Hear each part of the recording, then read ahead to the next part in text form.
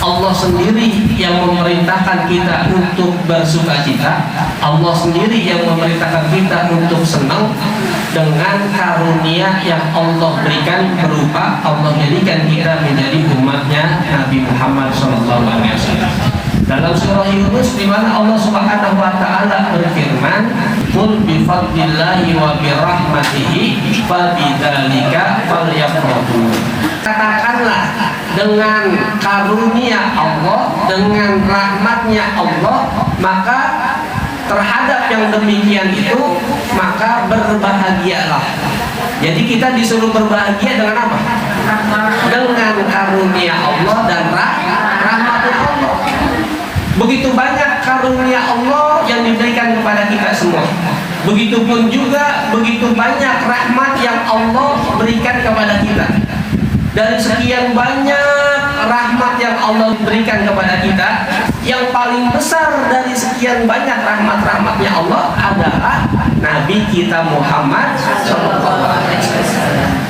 Kan di ayat yang lain Allah firmankan apa? Wa ma arsalnaka illa rahmatan lil alamin. Tidaklah kami utus engkau ya Muhammad kecuali menjadi rahmat untuk alam semesta. Tadi ayat sebelumnya kita disuruh bergembira dengan karunia Allah dan rahmatnya Allah. Sedangkan Nabi kita Muhammad SAW sendiri itu merupakan rahmat yang Allah kirimkan untuk alam semesta ini. Makanya di bulan Maulid khususnya kita sini semua pada gembira, pada senang. Kenapa? Karena Allah jadikan kita bagian daripada umat Nabi kita Muhammad SAW. Makanya banyak orang, banyak di antara kita yang bergembira kalau datang bulan Maulid. Ada orang yang mengekspresikan kegembiraannya dengan bikin maulid, undang tokoh-tokoh masyarakat, undang alim ulama, undang para asatidz, undang jamaah-jamaah warga sekitar, itu mengekspresikan kegembiraan. Boleh nggak Bu? Boleh. Boleh. Ada orang yang mengekspresikan juga kegembiraannya di bulan maulid ini dengan mengundang yatim, diberikan santunan dan sebagainya. Ada juga yang mengekspresikan kegembiraannya lewat makin semangat ibadahnya. Barangkali di antara saudara-saudara kita ada yang nggak setuju dengan maulid, silakan aja. Tapi selama mereka semangat menghidupkan sunnah Nabi, mereka semangat menghidupkan puasa Senin Kamis, sholat tahajud, sholat duha dan sebagainya, sah-sah aja. Yang penting pada intinya adalah kita ini menjadi umatnya Nabi Muhammad SAW. Dan kita nih orang-orang yang setuju dengan peringatan Maulid, kita sebagai orang-orang yang suka mengadakan peringatan Maulid, bahkan kita menghadirinya, kita perlu paham bahwasannya sukses tidaknya peringatan Maulid itu bukan ditandai dengan banyaknya jamaah yang hadir.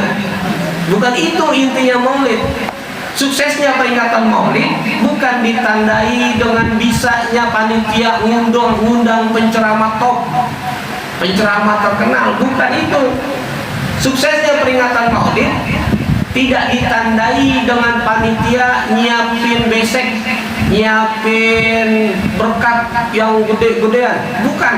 Tapi suksesnya peringatan Maulid itu ketika masing-masing kita semangat beribadah, semangat menghidupkan sunnah-sunnah Nabi. Itu yang paling penting, ya. Jadi jangan sampai peringatan Maulid setiap tahun kita adakan cuma sebatas seremonial doang. Jangan cuma sebatas kita hadir peringatan Maulid doang, tapi nggak ada yang berbekas dalam diri kita. Jangan sampai setiap tahun kita urunan buat Maulid, kita hadir dalam peringatan Maulid, tapi nggak bertambah semangat dalam beribadah, nggak bertambah cinta kepada Rasulullah. Jadi suksesnya peringatan Maulid itu ditandai dengan kita banyak-banyak menghidupkan sunnah-sunnah Nabi. Akhlak Nabi kita ikutin, bagaimana Nabi bertutur kata, bagaimana perilaku Nabi, senyumnya Nabi, akhlaknya kepada tetangganya Nabi itu bagaimana. Nah itu yang harus kita tiru.